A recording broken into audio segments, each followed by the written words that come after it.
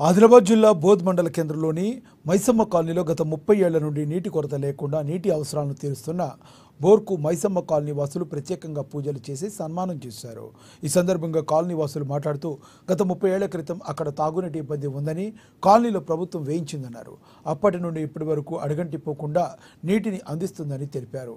నీటి కష్టాలు లేకుండా చేస్తుందన్నారు. నీటిని వృధాగా అనవసరంగా ఎవరూ కూడా వృధా చేయవద్దని సందేశం ఇచ్చారు. మాకు నీళ్ళ గురించి ఏం టెన్షన్ లేదు. నీళ్ళు ఎప్పుడు ఎనీ టైం ఉంటాయి. నీళ్ళు మాకు ఏం టెన్షన్ లేవు. నీళ్ళ గురించి కొత్త ఉడిసెలకి వెళ్ళి వస్తారు. నీళ్ళ గురించి మరి చేనులకు పోయే వాళ్ళు కూడా వస్తారు, పట్టుకుపోతారు.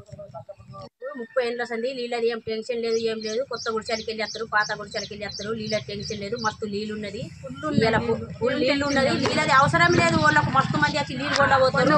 కొన్ని బోరింగ్ సుఖ మంచిగా ఉన్నది. ఇలా అందుకే పూల మర వేసి శాలవా కప్పినా మాకు ఏం టెన్షన్ లేదు. నీళ్ళది మస్తు నీళ్ళు ఉన్నది. మస్తు మంది వచ్చి కొండ పోతారు. మస్తు నీళ్ళు అడ్వాన్స్ ఉన్నది, మాకు టెన్షన్ లేదు.